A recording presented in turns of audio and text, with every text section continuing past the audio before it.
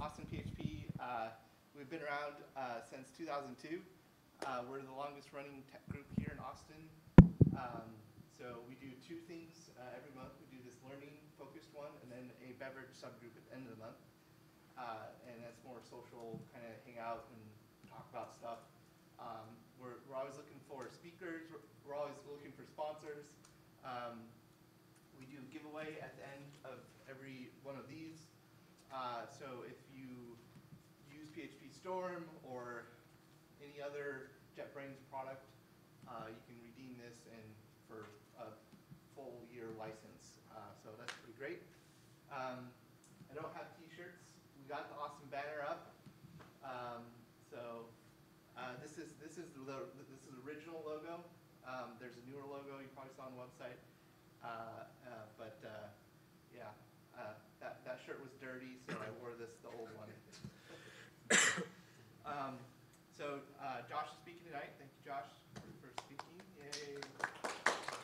Let's not oversell it. We'll see what happens at the end. Talk if you like, but do it later. It looks like a really interesting talk. I want to learn more about Elasticsearch and searching in general, so I'm really looking forward to it. So we do live streaming if it's traffic's crazy and can't make it, or you move away to DC. Don't do it. So check AustinTechVideos on YouTube if you ever want to find us. That's the place. And oh yeah, by the way, we're doing a conference next week. Wait, what? Next week? Yeah. I think you have a ticket or two. Yeah. Longhorn PHP is the first time that we've done a PHP conference here in Austin. We've got 170 people coming. Trying to sell a few more tickets. So,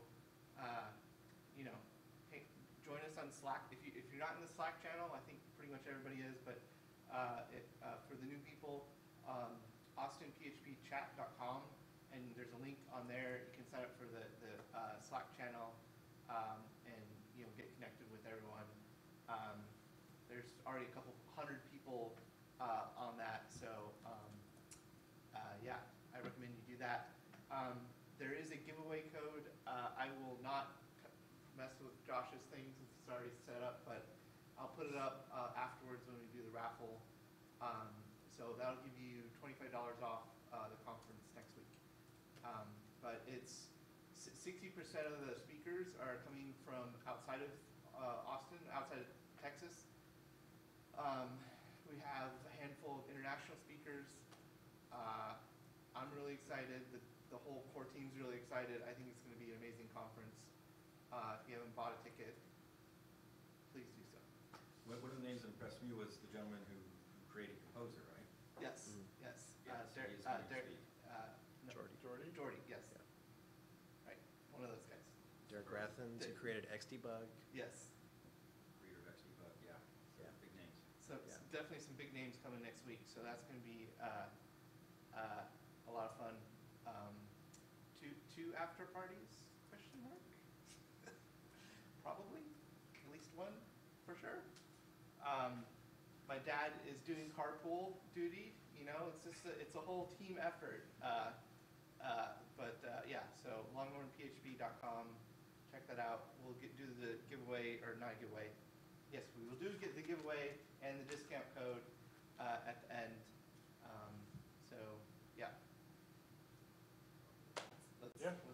Let's get started, shall we?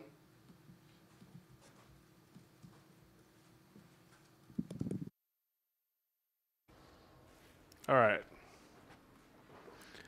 So, this is a talk that I gave last month at Midwest PHP, and went pretty well. I've been trying to pitch this for 5 years now, and I finally conned someone into letting me do it. So Midwest PHP was nice enough to let me do that. So we'll talk about some stuff here about search. So if you don't know me, my name is Josh Butts. I'm the SVP of Engineering. at Ziff Davis. I'm one of the organizers here, although I don't really do much anymore aside from claim that on my slides. But I did a lot when it mattered. And I'm Jimbo JSB online at GitHub, Twitter, etc. This is not a talk about any particular search technology. It's about a little bit about a lot of different ones. So you can kind of say, like, that sounds like what I want to do. Let me go learn some more stuff about that. So I got a little bit about a lot. So we'll kind of go through each one of those and talk about pros, cons, etc. So in 2018, this is just the standard, right? People just expect, if you're building an application, they expect to be able to search for things. We roll a ton of internal applications at Ziff Davis, and they just want to be able to search for things. That's the number one thing is like, that's great that you spit out this list of things, but I can't search for the ones I want, right? They want search more than they want pagination. So they also expect it to be as good as Google. And just to level set, we are not going to accomplish that. That's just not realistic, but that's where they're mentally at, right? Like they want that search box, they expect it to be Google, and every place where you disappoint them is like one notch. They're like, these guys don't know what they're doing. Google can do it, why can't you do it? So the other thing to keep in mind is that if you don't have any information, there's no point in searching it, right? So like hopefully you have something where you're creating enough information to warrant it. I say that people want these search boxes, but they really, they want the search box so they can find like out of a list of 75 things. That's clearly not worth your effort, right? Clearly it's just stop paginating it and show them the list of all 75 on one screen, Control F in the browser. We're not going to talk about that, but that would be step one.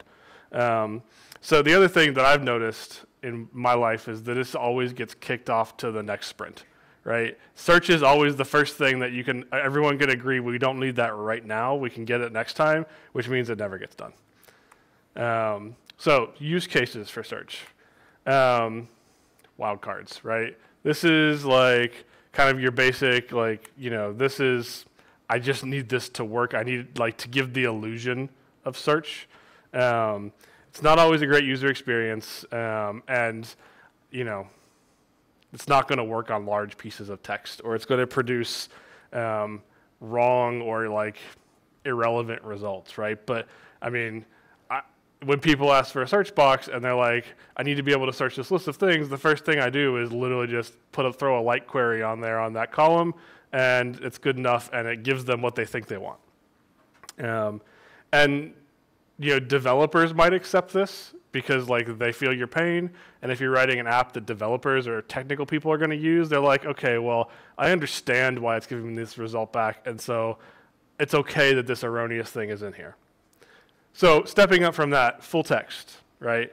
If you have a text field in the database, maybe you want this, right? This is, maybe there's some natural language processing stuff that goes along with this, right? A full text index of content is good for articles, blog posts, academia, papers, newspaper, searching of historical things, that kind of stuff, right? The key here is the difference between wildcards and this is when you say full text search, what you mean is that it understands the language to some degree, right? So it understands what words might be stop words, what words might be articles, and so they're irrelevant. And it also understands word boundaries, right? So searching for a word that is a subset of another word, it understands that that is a thing, and it's not just blindly matching the text. So when I say NLP, natural language processing, like sometimes with some of these tools we're going to talk about, you do have to tell it what language the text is in. Because if you say that it's English, it's going to apply a more robust set of indexers to that than if you just say, I don't know, it's just words, right? There's a difference between knowing the end of a sentence and knowing that I don't know what this period means in this context. So, faceted search. So this is e-commerce, right? If you're building something sort of e-commerce-y, this is table stakes. People expect this. This is the user interface that they expect. And this is where we kind of talk the difference between what you're presenting to someone. Like, people don't necessarily think this is search, but it actually kind of is. And a lot of times when you have this faceted nav, I don't know, let's show you some pictures of what I think of that. That also means there's a search box that is also a facet, right? I want like unlimited power to go search your database for the thing that I want. Generally, this is a left nav on a page with categories and attributes, and you can drill down. You can refine with checkboxes. You've probably, if you've done it really well, you've got a parenthetical count of the number of options, so you can avoid people going into a combination of filters that's not possible or there's no results. That's the actual hard part. And how many of you tried to implement this by hand? Anybody? Yes. I've done this, and it sucks, especially that last one, right? That last one is the one that nobody writes in the requirements, but that's what they really mean, is that you shouldn't be able to drill down into a page with no results. We had to build this on a site, and we wanted a SEO-friendly static URL for every combination of valid filter combinations, including in the page title with the number of results that would appear. And we wrote some nasty-ass recursive thing to process through all this stuff and put these things in a database. And literally every time that somebody changed something in the CMS, you had to go recurse the entire thing and recalculate. Terrible. We could have done it better at the time, but we didn't know what to search for. So, filtering versus faceting. And this is more just kind of like dictionary terms here. So filtering we use in a lot of different places. The word filtering, right, in this case, we're going to say reducing down the set of results, right? So if you do Google image search, right, at the top of there's UI where you search for, funny dog GIF, right? And there's a thing to say only results posted in the last week. That's a filter, right? We're taking the big set and reducing it down to something small. Faceting is filtering, but it's really a kind of a subset, right? When people say faceted search, they also mean the UI. And that's where we're talking, they mean the thing where people can go do that control. There's the actual back-end part where you actually facet the information in a way that a search tool can access it. But when people say faceted search, they mean this stuff. I feel like Newegg was one of the pioneers in this. This is Newegg's on the left, right, where you could go and you could filter down your motherboard based on how many USB ports it had, and then you could Intel versus AMD, right? You shop for all these things, and then you see your results, right? So that's the faceted part, and then the additional filtering would be only show me 4 eggs and up, right? Now that I've narrowed down by my categories and my attributes. So yeah, Newegg, these other two examples are from Ziff Davis websites. The top one is offers.com, where you can see you can facet down on different attributes, whether it's a deal or a code. PCMag.com, you can filter by facet by brand. And the key here is all of these have the counts, right? The counts are what's the magic here, because you wouldn't want to show 0 and you wouldn't want to let someone choose that, because now they have to click the back button, which is not great. I have no idea how Newegg does it. I will tell you that the top one, offers.com, is Elasticsearch, and the PCMag one is Solar. So, how do we actually do this stuff?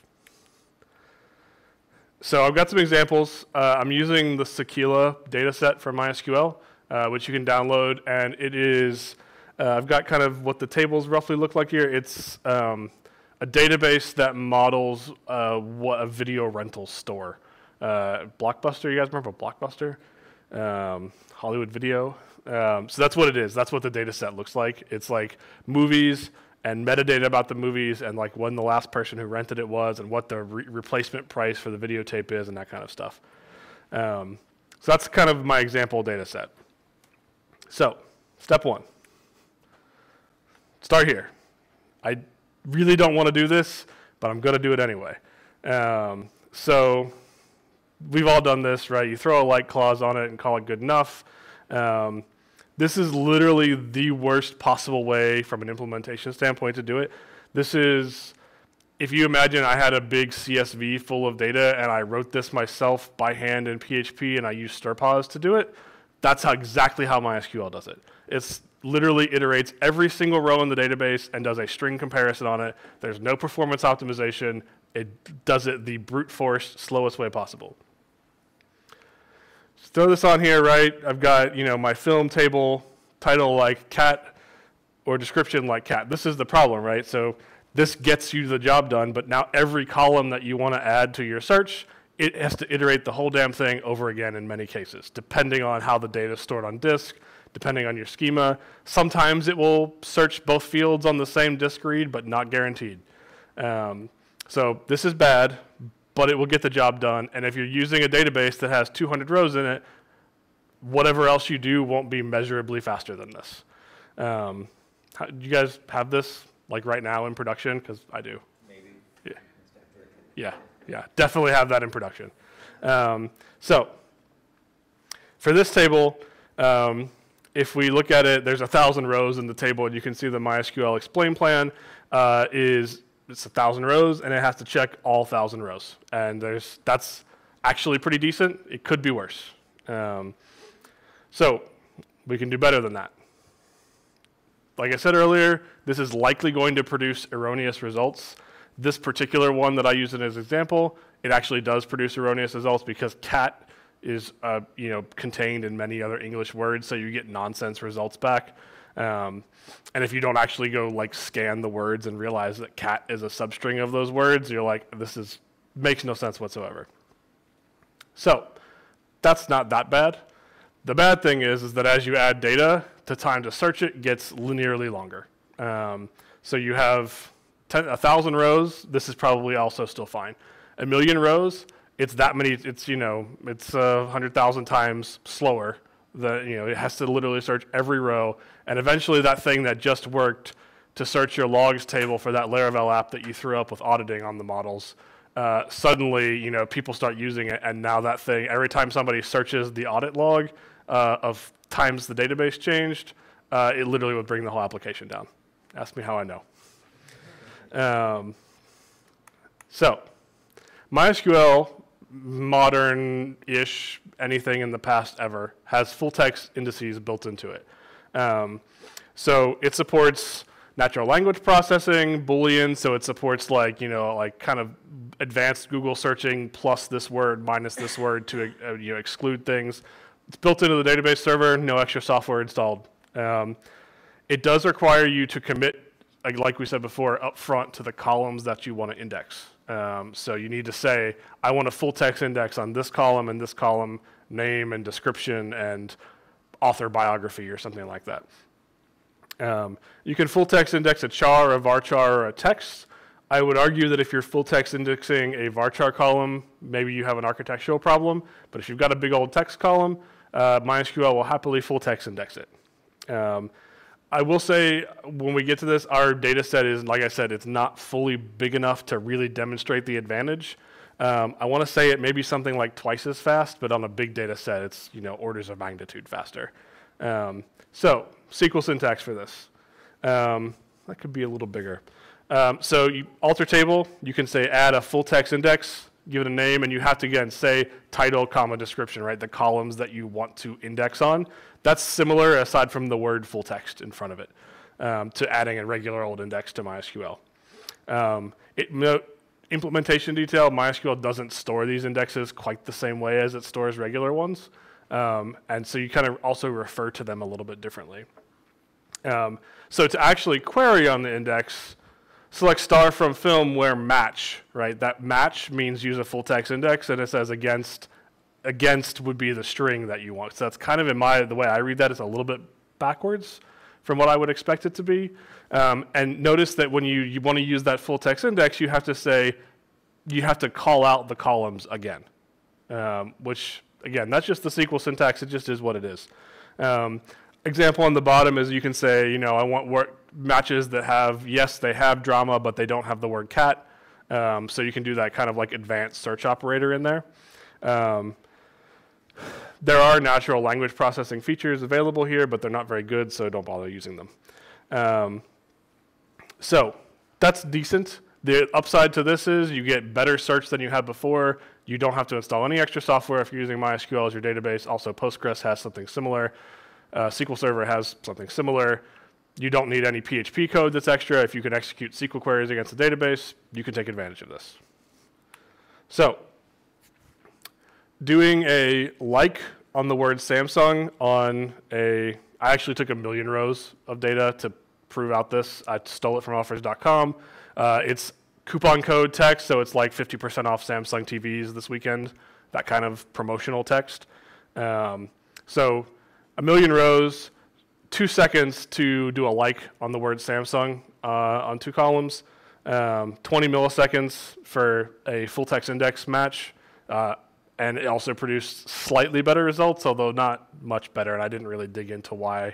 There was a couple extra rows in the first one, and I didn't really, Samsung is not a word that's usually a substring of other words. So when we get into the more complicated stuff where you say, like Samsung and not like TV, so I want Samsung everything but TV, so phones and refrigerators and that kind of stuff. You can see it actually gets quite a bit slower. So this is one of those cases where it is having to do more than one scan of the data to pull this off. Even faster with the Boolean stuff, with the Boolean match with the MySQL full text index. 4 seconds is enough to frustrate a user. 20 milliseconds, 9 milliseconds, like you won't even know what's happening. So it was twice as fast when you were doing the I want Samsung but not TV? Correct. So well, twice as slow, right? So 20 milliseconds versus 9 milliseconds? Oh yeah, so the good one, yes. So the Boolean mode is faster. Because of the way it's indexing that, it's similar to the way a regular index works where it's got a tree structure. So if you exclude things, it can take a faster path. So it knows that it won't have to try that other part of the tree. So that's the more specific you get, in a lot of cases, the more optimized it can be, whereas this one, the other way, is just brute force. And that's, I don't know the specific implementation details of it, but that's true of all database indexes. If it's traversing a tree structure, a binary tree to get there, if you can exclude some nodes on the tree as I don't have to even test them, not let alone traverse them, you can get a big speed up on that. All right, thanks for coming. That was great. Problem solved. Didn't have to install any software, didn't have to learn much new. You learned like 3 new SQL keywords and we're done. So this clearly works well. It's pretty fast and you don't need anything new. However, there's other use cases and it's really not all that configurable, right? There's some options, but if you really want to get in and tweak and like weight results and see relevance of the matches and all that kind of stuff, it's not the best for that, but it's super easy to get started with. Next up, Sphinx. Anybody heard of Sphinx before? Sphinx is really cool. So it's kind of like the full text indexer in MySQL, except it's standalone, and it will also work with Postgres. So Sphinx is its own server. It's way more tunable than the built-in one in MySQL. You can get in and tweak the configurations and do a lot of customization. Depending on the data set, it may be orders of magnitude faster than the MySQL one. It's probably not going to get down into like the sub 1 millisecond time range for stuff, but it's more like if you have 100 million rows, you're still going to be in the double-digit milliseconds as opposed to it creeping up into like a half second, a second kind of stuff. So a lot of these, if you're single-digit milliseconds, we're not going to do much better than that. So the other interesting thing about this is that the memory performance of this, like the requirements to run this on a server, way lower than MySQL full text indexes. That 1 million rows that I did to prove out the full text, so I did that in Docker with MySQL 5.7 on this computer with 4 gigs of RAM and a virtual machine, and I started with 7 million rows because that's what I had access to easily, and I thought, well, that'd be even better. That completely crashed MySQL. MySQL could not full text index that in 4 gigs of RAM. Sphinx indexed the entire 7 million row data set in 53 seconds without crashing on the same exact memory, the same exact everything. So in that regard, it's better. How you do it? So the package, in most places, you can install Sphinx Server. The package is usually called Sphinx Search on Debian, Ubuntu, that kind of stuff. I believe it's also called that on Red Hat-ish things. There's a config file you have to write. You need to index your data. You can index your data. Generally, the default way it happens is there's a cron tab that goes along and hits your database server however often you say and updates the index. We've done that anywhere from every hour to every minute, depending on what the search result needed is. But so there's the Sphinx server, and then there's a separate command line tool that comes along and updates the indexes for that. Connect PHP to Sphinx, profit. So the Sphinx configs, I don't want to get too much into the details of this, but so the interesting thing to note here is this is a .conf file that you would expect to see in like Etsy on a server somewhere, Etsy sphinx.conf or something. So you have to tell it in that configuration file, which is not ideal, but you have to tell it how to talk to your database in plain text on that on your server somewhere. That means you need to have a read-only username and password that you're comfortable throwing in a text file on a server somewhere, because you got to give it all those credentials, because it has to actually use the MySQL protocol to connect and select data out of the database. The index that you create, you define it by simply making a select statement. So you say select out from the database the things that I want to index on, and it will do that. Interesting. So the first thing that you select with Sphinx must always be the unique identifier column. It must be unique. It must be, I think it must be an integer, but it has to be ordinally the first thing you select. Just has to be, and it will complain about it if you don't do that, and you'll go to Stack Overflow, and that will tell you that. I've saved you several different searches. So the other interesting thing about this is when you define an index, you see these SQL attribute string, rating, attribute multi. It can do kind of a pullback of a join table in the result as well if you want to like index the categories that go with these things. The interesting thing here is the things you index on, you can't get back in the result in PHP. What you generally get back in PHP is just the ID of the document, not the actual document or object itself that you indexed. And that's fine. We'll talk about why that's okay. But if you do have some different attributes that you would like back in the results, you have to call those out specifically. So I'm creating a source, and then I'm creating an index called films. This is a very abbreviated version, but if you install this from a package, it comes with a very verbose and very well commented config file that you can start from. The only thing that's really important here is this morphology equals stem underscore en, which is how you tell it that this content is English. So you need to, it doesn't work very well unless you tell it what language it's in. All right, so let's look at the indexer here. So it comes with a separate binary called indexer. Generally, what you want is indexer -- all -- rotate, which means index every index in the config file, because you can define a bunch of them all in one file. And rotate means go put them in place on the file system where the server's looking at them and bounce the server so that it gets a new pointer to the files and it's serving them. Put it in a cron tab. It gives you output like this. You can see it says collected 1,000 docs, and there's 400 values in there, and et cetera, et cetera. It did this in 0.086 seconds. So this, if you were running a cron tab, this is the output you would get. There's some CLI tools. It also comes with a binary called search that it'll install on a server that you're running it on. So you can literally just, if you just type search, and it will, if there's a local Sphinx server, it'll talk to it, and you can just search and you can see what it comes back with, right? You can see these are the matches that it came back with, and my document IDs are in here. It's got weights, so you can see what it thinks the relevance of those things are, so you can order by that, and you can see like, oh, well, clearly item number 1 is way more, a way stronger result than item number 2, 3, 4, and 5, which it thinks are all roughly about the same. So you can choose to do something with that. It brought me back the rating as a string because I asked for that in the config. I defined that as a specific thing I want. And you can see it brought me back the ID of that join table values for the actors. That was that multi-attribute. That's kind of complicated, and probably you don't want that. I just wanted to have it in there, so if you want to refer to these slides, there's an example of something to keep in the back of your head.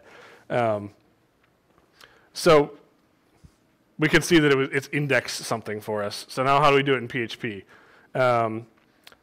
So the stuff we saw in the command line is roughly what you get back. You get it back in an associative array. So there's this PHP library, gigablah/Sphinx. You can get it on Composer. Seems to implement all the stuff just fine. There's also a Sphinx like PECL extension this has got a nicer API and doesn't require compiling software. So 9312 or 3312 is the port that Sphinx wants to be on. 9312 happened to be the default when I installed it. I'm making a new client. I'm telling it what server. I'm saying give me 5 results back. Match mode, there's a bunch of these, but generally speaking, you want this one, which is search all the stuff. And I'm searching for the word saga in the index films. The result that comes back is this little array guy over here. Basically what you want, the key of matches in there is going to be the keys in the matches value are the document IDs. So it's not really an array that's ordered. The keys are actually arbitrary numbers in there. And those will be the IDs of the column in your database. So generally you look at this and you're like, okay, well, great. That looks really similar to what's on the command line. But actually, that's not super useful to me to present this information to a user. So you end up writing code like this. You end up writing code where it's like, okay, well, I've got my IDs back, and now I need to go select those IDs out of the database so I have the whole row so I can spit out some valuable information like the title and format this data and present it to somebody. This seems dumb. If you're like, why this is a search engine, but it can't actually return me the stuff that it found from the search. That's just how Sphinx works, and this is actually still way better than doing a light query. Looking up a bunch of IDs out of a database by primary key comes back instantaneously in most cases, and this is still perfectly fine from a performance standpoint. And it's likely that you only wanted a handful of them anyway, maybe 10 or 20 or 50 at a time. That's going to come back really quick. So, that's just how you interact with Sphinx. The upside is it's super fast to index. It doesn't require a lot of memory footprint or CPU footprint on the server. Again, it doesn't really require too much extra integration. And you can scale that pretty easily separately from scaling a database server, which you may have a DBA that you don't like to talk to. You may have whatever going on, right, where you've got, or your database servers are RDS and you can't or don't have access to full text, or you don't have root on them, or whatever it is that you can throw the Sphinx server any old place, and as long as they can connect to your database, you can scale that on separate hardware. Is there any special handling for Docker? Like, do you just have to call like a cron job from the host to do the indexing, or does it have some little pre-built package that does that for you? There are Docker containers for this, and I actually wrote and tested this code in Docker. Okay. Works just fine. You can run Sphinx server in Docker, and you can exec into that same old container and run the index inside the container. That works fine. Okay. I think actually what I did locally was I had the indexes on a mounted volume, and so I could run multiple containers pointed to that volume. But yeah, they've got Docker stuff. It works just fine. Let's see what we got. So last thing about Sphinx. Sphinx has a thing called Sphinx SQL. It speaks the MySQL 4.1 protocol. So if you can talk to MySQL, you can talk to this. You can use selects and inserts to manage the Sphinx indexes. So if you want to query the index, you can connect to Sphinx over this like it's a MySQL server and select out of it to search. And you can insert into it to update the search indexes, like as you would update the actual database. So the cool thing about that is that actually requires no extra composer library or anything. If you can talk to MySQL, you can talk to Sphinx. The only downside to this is there's slightly less documentation on what all the things are. It's not quite as Googleable, but that's another way to speak to Sphinx. I think it's not quite as clean, especially for someone who doesn't understand, is new to a project, and they come in and they're like, wait, what is this other database server? But the SQL is not quite like regular SQL. What's happening? Whereas if you have a separate library, I feel like it's clear that that's a separate kind of connection that we're making, but it's there. If you want to update without a cron tab, you would need to use this API instead. So, talk over, you should use Sphinx. It depends on how big your data set is. So it'll do that Samsung search that we talked about in 1 millisecond, which is not an order of magnitude faster, but it's faster than the other things. In 10 million rows, it's way, way faster than MySQL full text index. That's where it really, once you scale up to double-digit millions and higher, that's where Sphinx really starts to outshine MySQL's text indexing. And we talked about you can scale Sphinx separately, right? So I've convinced you that it's okay to run a dedicated search service. So now we can get into more of those. So Solr is full text search index. It's written in Java. Don't be scared of it. You don't have to touch it too much. It's as long as you've got Java on the computer, it's going to be okay. You do have to do some XML and stuff to deal with Solr. Its results come back natively in XML instead of whatever else you might want that's not XML. But you use a PHP client and it abstracts all that stuff away from you. It's starting to support facets and filtering and all that other stuff, but really it's a full text search, right? That's what it's for. If you're doing like really long form text and you're doing like diverse stuff where like it's not all the same kind of thing and like you're going to have things that have nothing to do with each other, but they're all in the same index and you want to search accurately on that, or you want to really get in and tune the like put multipliers on certain words and like decrement the performance of other words and like change how the relevance scores work and everything. When you get into like really deep tuning, you want something like Solr. And also if you want like the ability, like Sphinx, the upside, Sphinx is cool to run, but it's not highly available really. Like you run one of them, there's not like replication or anything like that. It talks to files on disk. It's great for stuff if you need to scale out and you need like your whole thing is search of long text, you want something like Solr because Solr, it's HTTP, you can scale it like HTTP, you can load balance it, you can put it on multiple servers, all that jazz. There's a PHP client called Solarium/Solarium. You can compose or require that. Slight sidebar. So Apache Lucene powers Solr.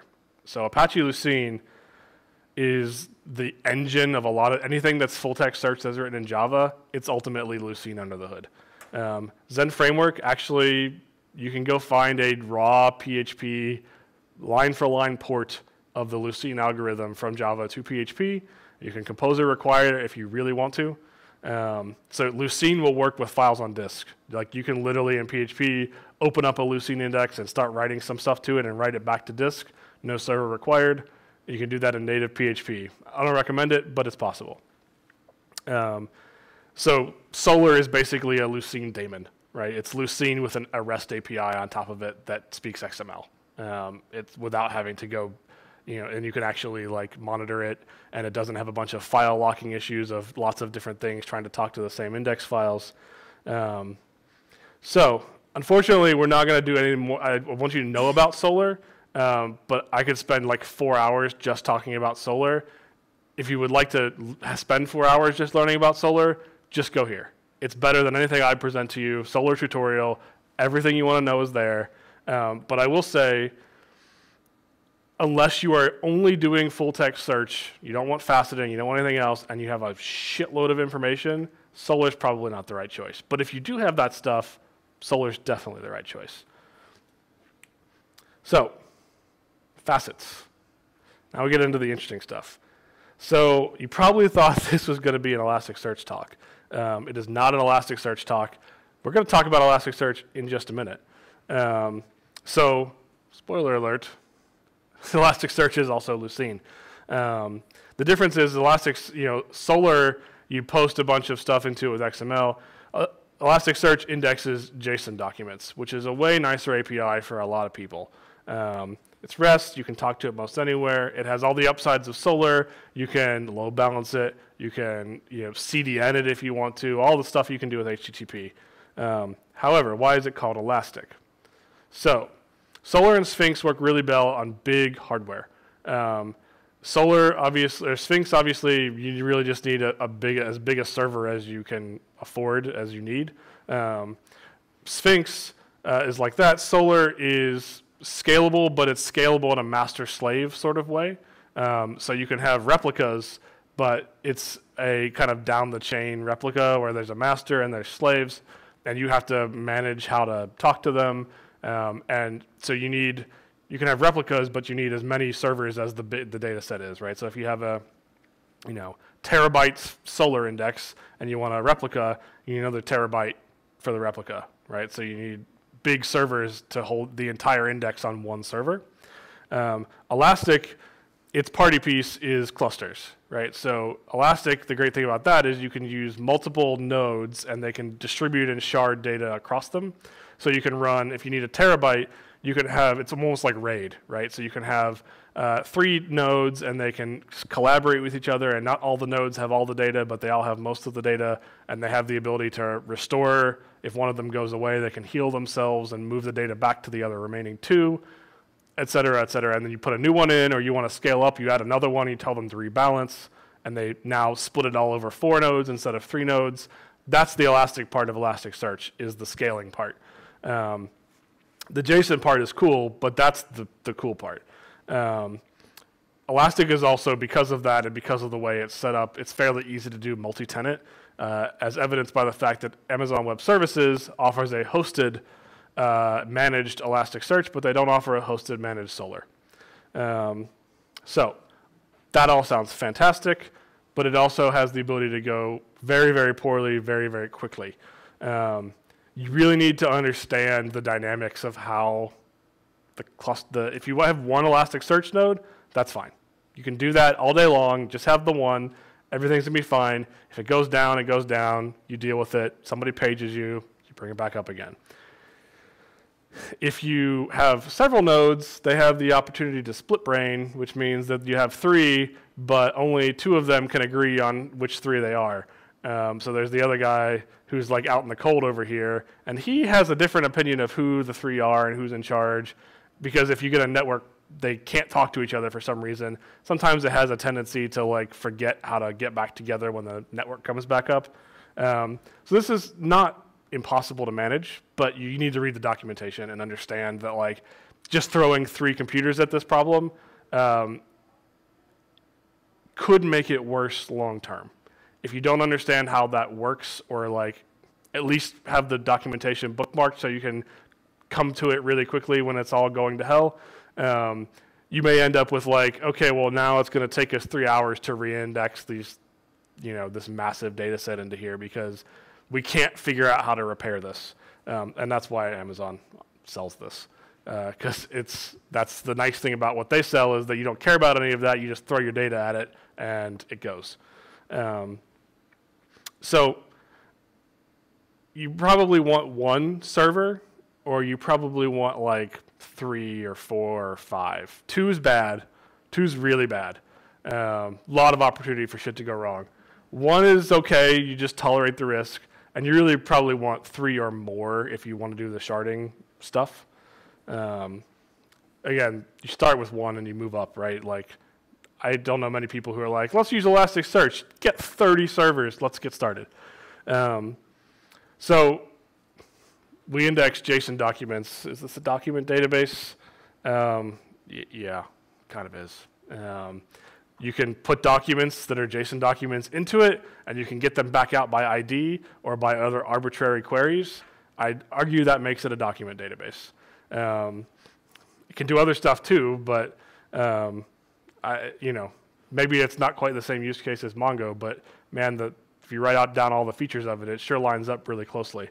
So you can have like arbitrarily deep nested JSON that you post into this thing. That JSON probably would include some text, some big pieces of text. Elastic has full text indexing. It does just fine at that. It's still Lucene under the hood, so it still has all the features of Solr and all that other stuff. It has all the filtering and faceting and the ability to return you back the numbers to put in the parentheses. That's the key. It has PHP clients, generally speaking, are going to use associative arrays instead of JSON. So you're going to deal with them and interact with the clients with associative arrays. And then when they actually, you say, index or query, it does the JSON encoding back and forth for you. So you're not writing JSON out, you're dealing with PHP objects, which is nice because most database libraries give you back rows out of your database as associative arrays. So in a lot of cases, you can dump that directly into an Elasticsearch client and index it. So getting content in. So Elasticsearch/Elasticsearch would be the library that you want. They provide an officially supported composer package to do Elasticsearch with. The one thing to keep in mind is that everybody has gotten to be like Chrome, where they're like, you know what, forget semantic versioning, major version number every 6 weeks. Elastic is starting to get that way, so it was like 1.0, 1.1, 1.2, 3, 4, 5, 6 now, I think. So they have lots of different branches and tags on their PHP client. So whatever server you get a hold of, you just need to make sure that you grab the package version that matches that, because the PHP API changes between them. Like you don't use the library the same way. Some of the semantics on the server are different. And I think like it uses Guzzle, but then it uses different versions of Guzzle. So you got to make sure that lines up right. So just something to pay attention to.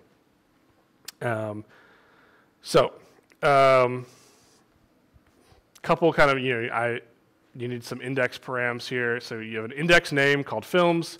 The type of document that I want to index is film. You can definitely index different types of object in the same index. So I could index like a blog post and a news article, and I could give them a different type, but put them into the same index and have them searchable on the same search box. That's got some weird semantics to it about what fields must be present and must not be present, but you can do that. But mostly, I've never really seen that done very much. The way we use it, it's a different index for every type. Just keeps it cleaner and it's less confusing. So I've got my array of films here, which there's like several other code samples of how I got that select statement that spits out an array of films. So I give it an ID, and I have to give it a body. The ID is film ID. Again, that's just assuming we selected out of that Sequila database sample. The body would be a big, hypothetically deeply nested associative array that would get converted to JSON. So that's, in this case, it's just simply the key values out of a database result, but it could be complicated. It could be nested if you wanted it to be. So that's going to get also itself, that doc params thing is going to get encoded into JSON. So the whole thing is just one big JSON post into Elasticsearch. But there's some top level keys, ID for the document ID, body will be all the data. So you just call client arrow index, and I've got, again, I'm merging these arrays together because they all have like the index, ID, body, type. Those are all top level keys in the big old JSON thing. This is literally just the way I was lining all this data up in PHP to turn it into that. So you're basically building up a PHP array. If you go look at Elasticsearch documentation, it's like, oh, you post this JSON. When you're using their client, that's what that JSON structure is what the PHP array should look like that you feed into it. So yet another way to search for things. So just like you post JSON into Elasticsearch, you query it back out with JSON.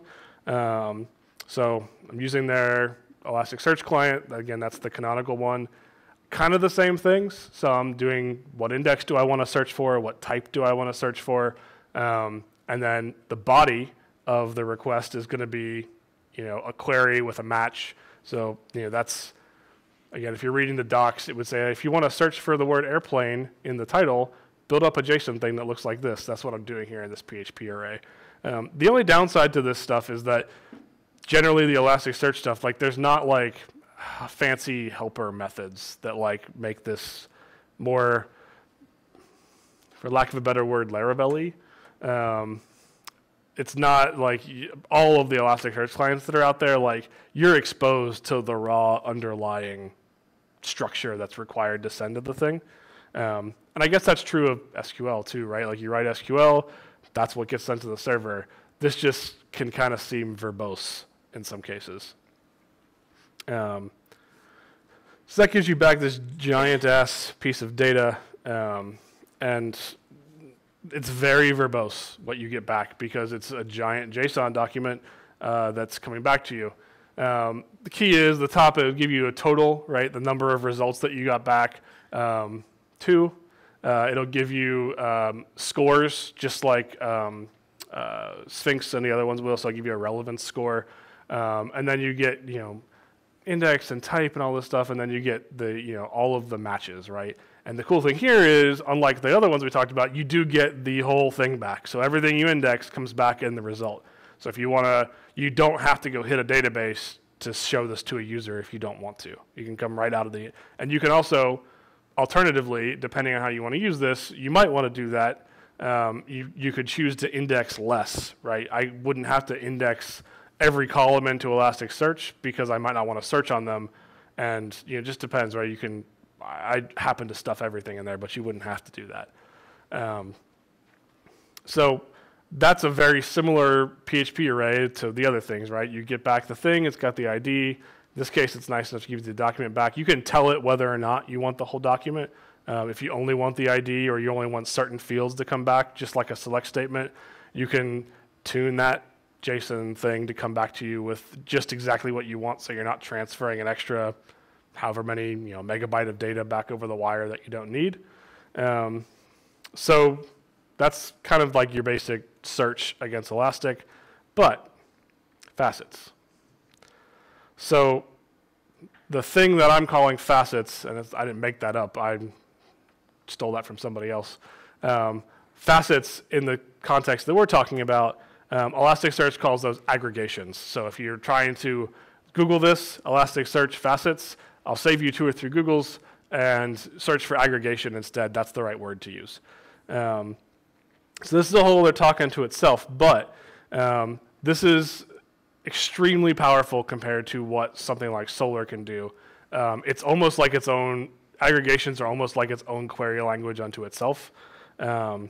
So the interesting thing is if you want them, these facets rolled up, right? So it's do this search and then give me all of the facets that I've defined, give me all their counts as a result of this. The other cool thing about Elastic is that if you have more than one server in the cluster, it actually needs to do lots of different operations to roll that up, and it will farm it out across the cluster, so you'll get more parallelism and it'll come back quicker, as opposed to if you were going to roll it yourself by hand and you're going to do it with just MySQL, it's 11 database queries, one after the other, to get the answer back. Whereas this one can distribute that load across all of them, and then it rolls up the result and just gives you one answer back. So what that ends up doing, so multi-match, I added this in here just as another example, right? If I want to search more than one field, again, I don't need to spit out the docs to you. You're more than capable of Googling them. But that's just not related to facets. I just wanted to throw that in there as an example, as a reference point. So there's this key that you can add in here called ags. And you can, I can say, give me this ratings count. So I'm naming that myself. Value count. So basically I'm saying, hey, give me, in addition to my results, roll up all of the ratings. And so that's like the PG-13, G, R, NC-17.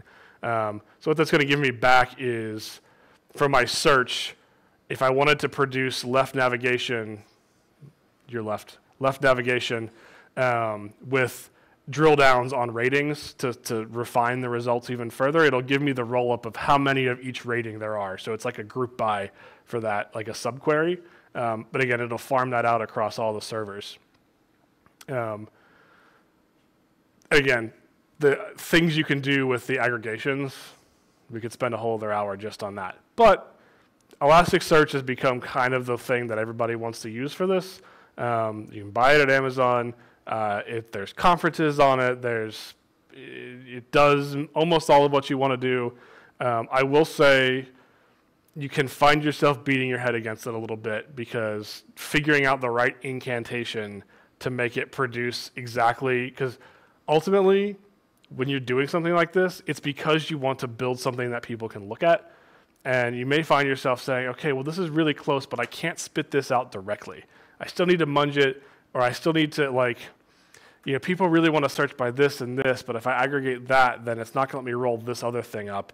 And it's like, why isn't this, why are these numbers 0? I know they're not actually 0, right? And so, I have spent untold hours trying to wrap my head around the model for this. I'm not saying you shouldn't do that, but ultimately you may find yourself in this position. Can I just pay someone to do this for me? So, I don't work for these people, but their software is effing awesome, so I'm going to tell you about it. So, people who use the software do not give a shit what search engine you use. They want it to be Google, and if you have to explain why it's not as good as Google, that's where that conversation starts. Not like, well, we used Elasticsearch, and nobody gets fired for using Elasticsearch in 2018. That's the standard technology. They don't care. So, you may be in a place where this is great. I don't want to do all this stuff, but I don't have any extra engineers to go learn Elasticsearch. Or, I don't have the time. I could do it myself, but I simply don't have the time, and it's going to get kicked to next sprint.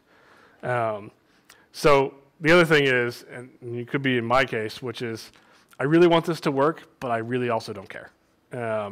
I need it to work because it's my job, and I like making these customers happy, and but ultimately, I personally don't care about building search engines, and so, I'm never just going to be excited to come into work and build search tools.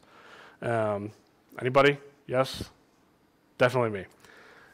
So, if you want to just pay someone to do this, these guys.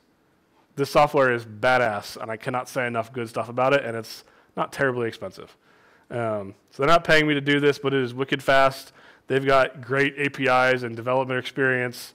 If you use Laravel, it plays really nice with Laravel. They've got a really gorgeous admin panel, it's not free, but neither is your time, and neither is a big ass Elasticsearch cluster, right? That adds up as well. And this is, in my experience, and also allegedly according to their documentation, it may be an order of magnitude faster than Elasticsearch. And that's out to them over the internet and back to wherever your servers are. So, another code snippet, because that's what we're doing today. Go select stuff out of the films table. They have a client, of course. They give it to you. You got an ID and an API key. I want to make an index called films, and I'm just going to throw all this shit in here. Add objects, give it an array of films. You're done. It's indexed. Literally, it will index that thing in 2 seconds across the internet. That's my 1,000 rows it'll do. So it's got this wonderful dashboard. It'll tell you how many queries you're doing. It'll tell how many things are in your index, what people are searching for, et cetera, et cetera, et cetera. You can see I indexed 1,000 things, and now there's 1,000 things in there. The other nice thing is you can click through and just browse and just surf through what's in there and interact with it and craft queries and stuff in their user interface, as opposed to having to get out a Postman or something to talk to Elasticsearch. So it's really, really nice web interface. They show you all the stuff that comes back in the index, not in JSON, in a nice presented way. Elastic kind of does this too. You can, if you want to look at one document, you can just do that in a web browser with an Elasticsearch because it's HTTP. You just put the ID in the URL, and it'll spit it back to you. And there's UIs that you can put on top of Elastic as well. Some of them are free, some of them are not. So now that they're in there, if we want to search this, you just say search, so it's pretty straightforward. You tell how many results per page you want back, and that's all fine. It just comes back as an associative array, just like every other client we've talked about. They also do facets. You can tell it, hey, make some facets out of, just like we had that thing where we said, give me the counts of ratings. You can make these things facetable as well from the API or from their web interface. It'll do all that stuff. This is one-time setup, so I'm not sure I would really do this from PHP, but their web interface is a subset of what's available in the API. So it's probably 80% of what you can do in the API you can do in the web interface. Everything you would ever actually need to do, you can do. But yeah, so you could do this from PHP if you were dynamically spinning these up, but generally you would just go do this and then click the little checkbox and then you're done. You only have to do this once. Even in the web interface, it's a little hard to see there, but it'll give you the nav, it'll give you the ratings and the groupings and the counts and everything so you can see what your facets are. Search by facets, so I want to say hey, now that someone's clicked on give me all the rated R movies, so you can say, hey, drill down, fat rating is R, and it'll give you back results, PHP array. It's actually much longer than that, but I didn't have room on the slide here. It also always gives you back the processing time in milliseconds, which you can see here is 1. They're very proud of that. They really push it to you every place they can, how fast it is. The interesting thing here is notice that it actually spit back a highlighted, so it's putting back in emphasis. When you search for something, the result will come back optionally with HTML around it. This tool is very focused on the whole point of doing this is building UI.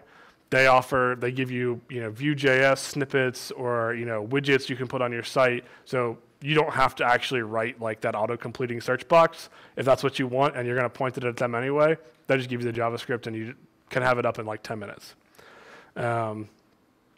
The one thing to note here, just dumping data blindly into this system, you still do need to tune it a little bit. All these things are strings, and if you want to search by facets and those facets are numbers, this doesn't work right. So you actually do need to, this is more of a PHP-ism than an Algolia-ism. If you do this thing, if you're using PDO to talk to a database, this PDO attribute emulate prepares false. If you set that setting, you'll mostly, in most cases, get back the native type in PHP as opposed to a string. By default in PHP with PDO, you query a MySQL database. Doesn't matter what kind of column it is, you're getting a string back, right? In PHP, the underlying variable will be a string. If you want the underlying variable to actually be an integer, setting this flag will get you the right thing most of the time. If you're using an ORM, Doctrine, Eloquent, any of those things, they're already doing this under the hood for you. And they generally are doing all the typecasts so that the object you get back is of the right type. But the key is because we didn't do that here, they were actually strings, so the client serialized them as strings and sent them over to Algolia. We do this, and you can see they're purple now. They're actually numbers, and that then makes those searches work the way you'd expect, especially if you want to do ranges like year greater than 1996 and less than 2000. The Sequila data set is nonsense. It's not actually movies. It's things that sound like movies. So generally, integers will automatically be facetable. That thing where we declared those strings as like, yes, make facets out of these. You have to do that, but if it's an integer, it kind of just works out of the box, which is a byproduct, again, of binary trees and how that just kind of works. So in addition to faceting, they'll do filtering. You can, they've kind of got their own like little like DSL inside the string of like greater than this and also this. You can read that in the docs. So this is, looking for my thing. It's searching for the word cat, full text search, and grouping back the facets. I want the rating facet back. So give me all my things that have the word cat, and then give me the thing that I will use to generate the UI for drilling down. That all came back on conference Wi-Fi in 50 milliseconds over the internet to my laptop and then inside Docker, et cetera, et cetera. So much stuff.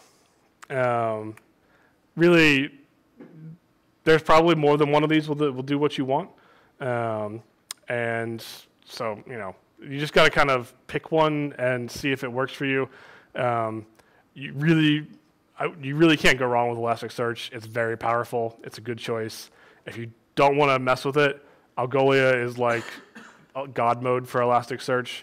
It's not actually Elasticsearch under the hood. It's not just hosted. I don't know how they do it, but it's not really Elasticsearch. But yeah, just kind of go. Sphinx is also a good, cheap.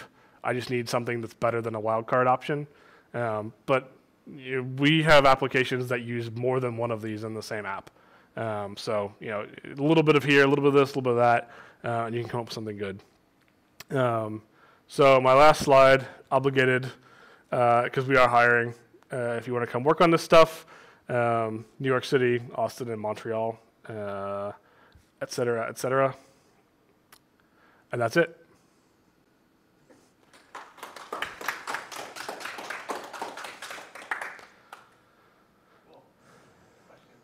Yeah.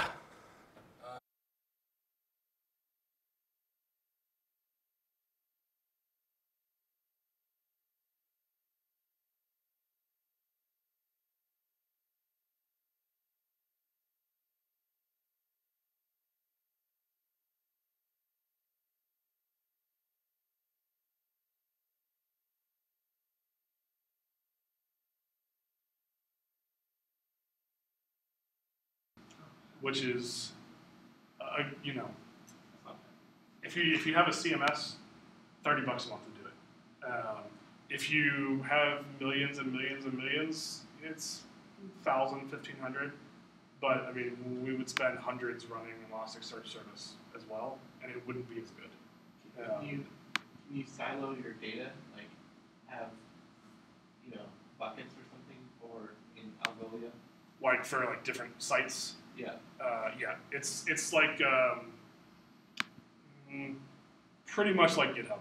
Like you have an organization and then you have things inside that organization and there's teams and permissions and all that jazz. We saw them at Laracon and I'd never heard of it before, and apparently I was the only one who'd never heard of it. And I play with it. I wanted to add it to this talk, so I play with it, and I was like, all right, I have too many Algolia slides. Like, but I was just floored at how good it is and how quick it is to like get started with. Like the delight per first hour of development, you can't touch it. It's so good. And they're not even that. They don't even have like a water bottle from them. Like they really like.